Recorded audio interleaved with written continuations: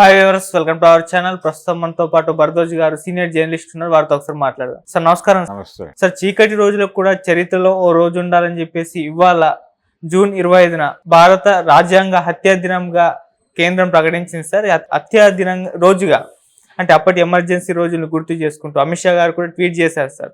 మరి అప్పుడు ఏం జరిగింది, దీనిపైన మీ ఒపీనియన్ సార్? రాజ్యాంగాన్ని హత్య చేయటం అనేది ఆ రోజు జరగలేదండి.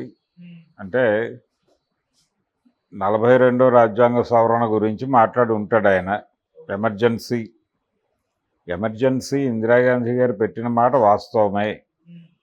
దానికి కొన్ని చారిత్రక కారణాలు ఉన్నాయి.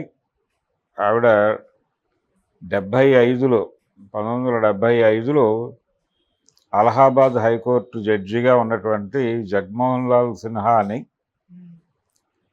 జస్టిస్ జగన్మోహన్ లాల్ సిన్హా ఆయన పేరు, ఆయన ఒక సెన్సేషనల్ జడ్జిమెంట్ ఇచ్చాడు.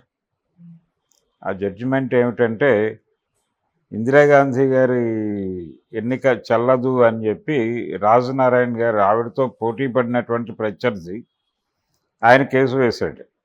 ఎన్నికల సందర్భంగా ఈవిడ అధికార దుర్వినియోగానికి పాల్పడ్డారు అని. ఆవిడ పెట్టిన సభలకి పోలీసు వారు ఏర్పాట్లు అవి చేశారు అనేది ఆరోపణ.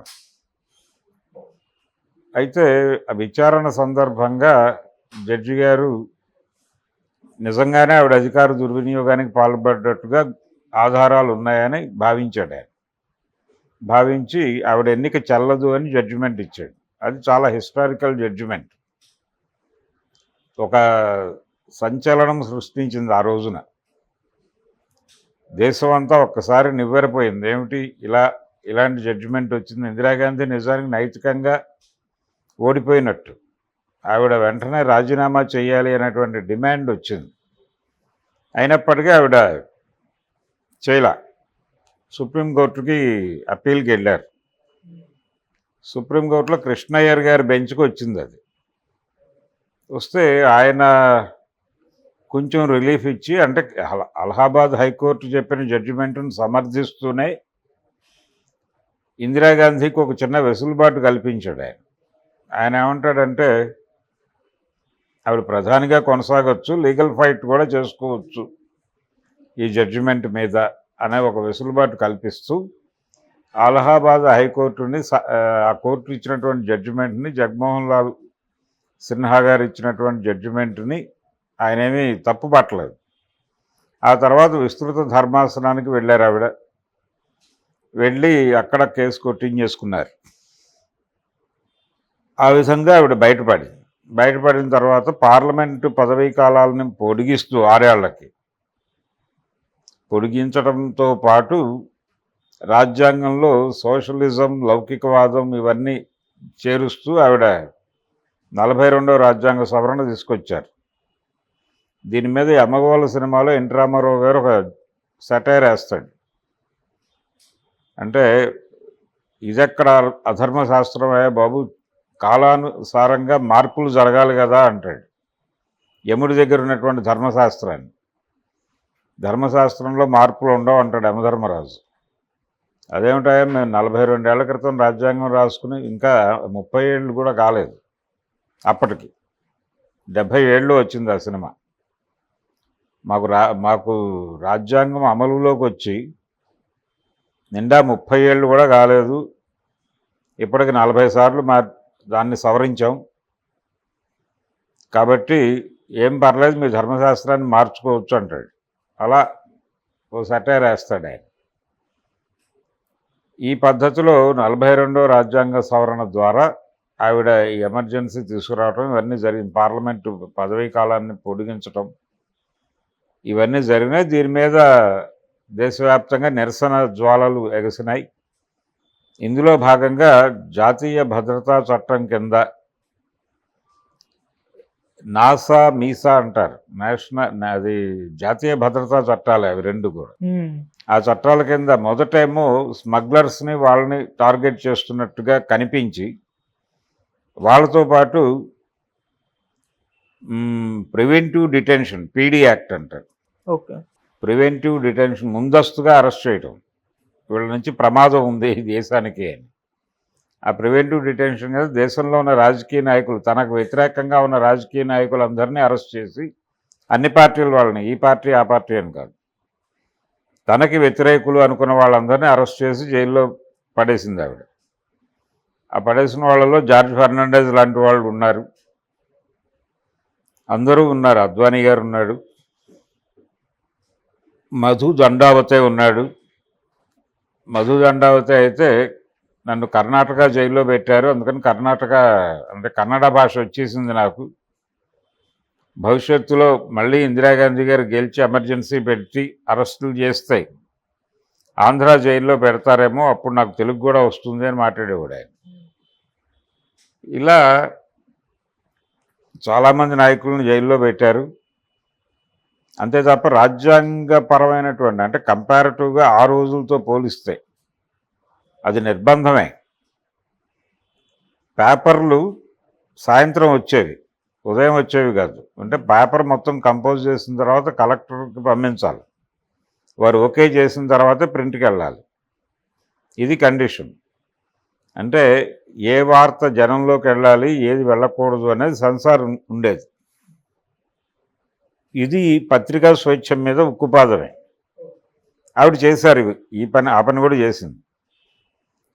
ఇలా దాని మీద ఎమర్జెన్సీ మీద జయప్రకాష్ నారాయణ నేతృత్వంలో పెద్ద ఉద్యమం జరిగింది. ఆ ఉద్యమం ఫలితంగానే 77లో జరిగినటువంటి ఎన్నికల్లో కాంగ్రెస్ పార్టీ ఓడిపోయి జనతా పార్టీ గెలిచింది. అది ఎక్కువ రోజులు లేదు, 77 ఎన్నికల్లో గెలిచారు వాళ్ళు. 80లో మళ్ళీ ఓడిపోయారు, మళ్ళీ ఇందిరాగాంధీయే గెలిచింది.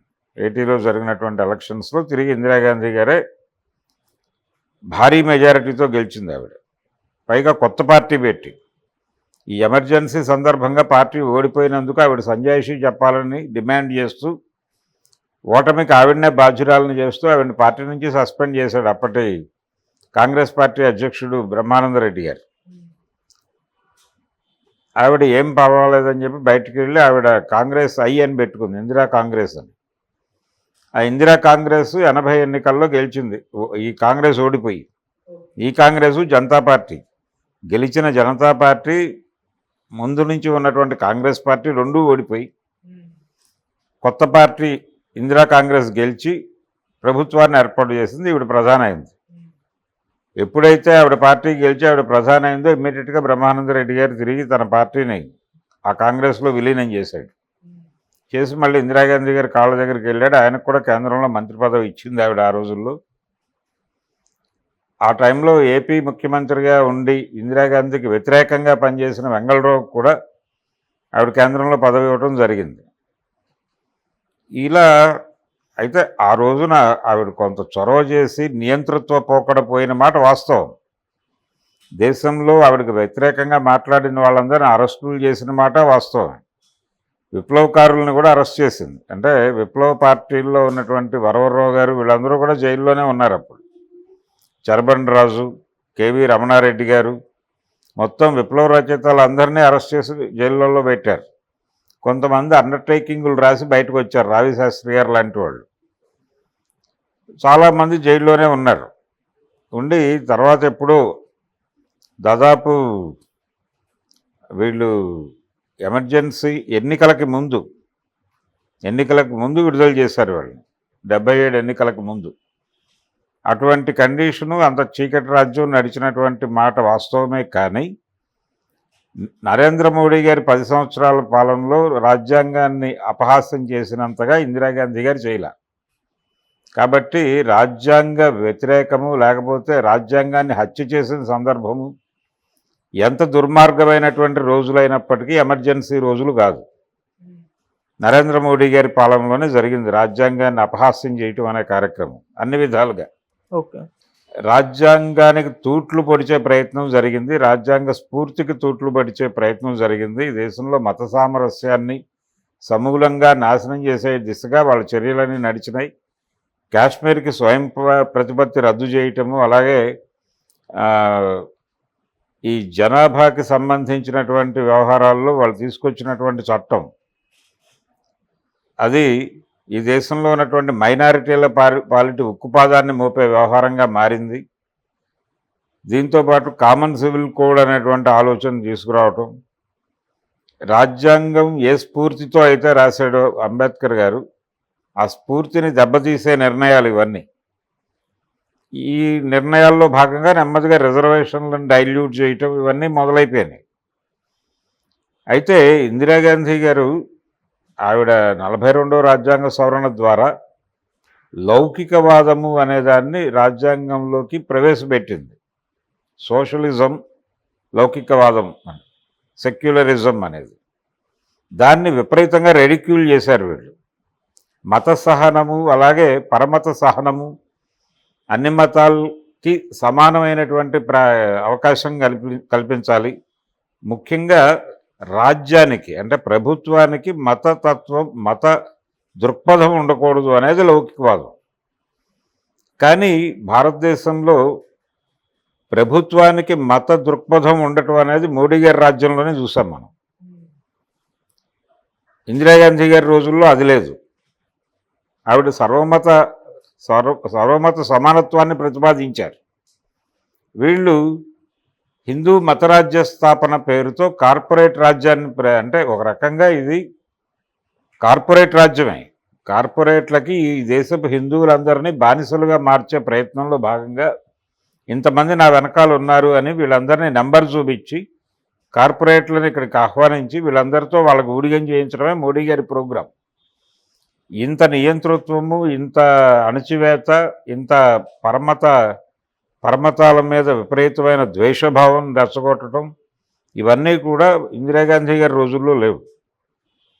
రాజ్యాంగ స్ఫూర్తిని పూర్తి స్థాయిలో తూట్లు పెట్టి రాజ్యాంగాన్ని హత్య చేసింది భారతీయ జనతా పార్టీ, నరేంద్ర మోడీ గారి పరిపాలన, అమిత్ షా గారి పరిపాలన. అంతే తప్ప ఎమర్జెన్సీ అనేది చాలా తక్కువ వీళ్ళతో పోలిస్తే.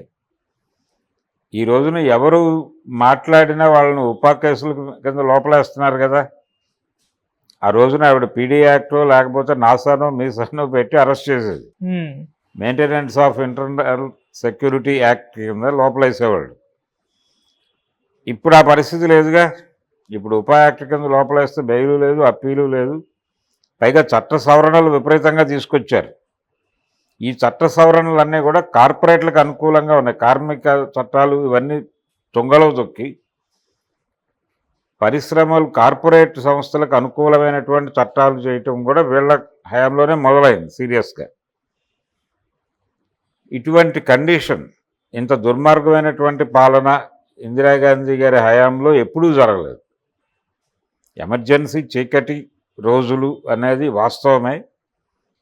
అరెస్టులు జరిగినాయి, చాలామందిని చంపేయటం కూడా జరిగింది. ఆ ముసుగులో ఎన్కౌంటర్లు విపరీతంగా జరిగినాయి. ప్రజా ఉద్యమాల మీద విపరీతమైన అణచివేత కొనసాగింది.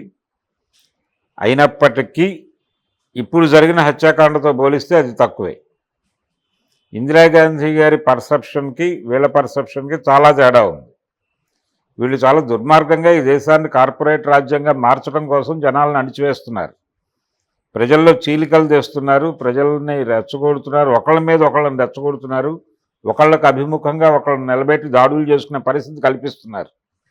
ఆ రోజున అలా లేదు. కాబట్టి రాజ్యాంగాన్ని హత్య చేసిన చరిత్ర భారతీయ జనతా పార్టీది. చీకటి రోజు అనుకోవాలంటే నరేంద్ర మోడీ గారు మూడోసారి గెలిచిన రోజు చీకటి రోజు ఈ దేశంలో, ఈ దేశ చరిత్రలో.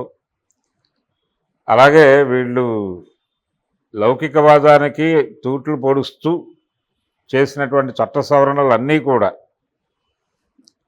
అంటే న్యాయ సంహిత అనే పేరుతో పాత యాక్టులన్నింటినీ, అంటే బ్రిటిష్ జమానాలో చేసిన చట్టాలు ఇవన్నీ అనే పేరుతో పేర్లు మారుస్తూ వాటి స్ఫూర్తిని నీరుగారుస్తూ నడుపుతున్నాడు నరేంద్ర మోడీ గారు, అమిత్ షా గారు.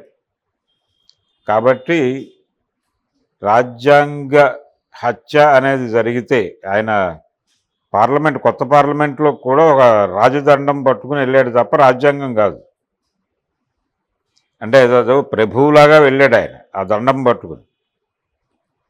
రాజ్యాంగం పరిరక్షించాల్సినటువంటి పార్లమెంటు కొత్త భవనం ప్రారంభోత్సవం సందర్భంగా మొన్న రాజ్యాంగం పట్ల విధేయత కనబరిచాడు 63 సీట్లు తగ్గాక. మళ్ళీ ఇప్పుడు కాన్ఫిడెన్స్ వచ్చింది, ఓవర్ యాక్షన్ మొదలు పెడుతున్నారు, అది అలాగే జరుగుతుంది వాళ్ళ గొడవ. కాబట్టి భారతీయ జనతా పార్టీయే రాజ్యాంగాన్ని హత్య చేసింది, కాంగ్రెస్ పార్టీ కాదు, ఇందిరాగాంధీ గారు అంతకంటే కాదు. రాజ్యాంగాన్ని పరిరక్షించుకునే ప్రయత్నాలే చేశారు అప్పుడు ఇప్పుడు కూడా ఓకే. కాంగ్రెస్ పార్టీ. ఆ పార్టీలో లోపాలు ఉండొచ్చు, ఇందిరాగాంధీ గారు నియంతృత్వం పోకడే పోయారు చాలా స్పష్టంగా. ఆవిడ తీసుకున్న నిర్ణయాల్లో చాలా దుర్మార్గమైన నిర్ణయాలు ఉన్నాయి. పర్టికులర్గా స్వర్ణ దేవాలయం మీదకి సైన్యాలను పంపించటం, అలాగే నక్సల్బరీ ఉద్యమాన్ని తుపాకులతో అణిచివేయటం, శ్రీకాకుళం ఉద్యమాన్ని తుపాకులతో వెంగళరావు గారి సారథ్యంలో బ్రహ్మానందరెడ్డి గారి నాయకత్వంలో అణగదొక్కటం, అనేక మందిని ఎన్కౌంటర్ల పేరుతో చంపేయటం, ఇవన్నీ ప్రజల మీద తీవ్ర స్థాయిలో నిర్బంధాన్ని ప్రయోగించడం, ఇవన్నీ చేశారు ఆవిడ.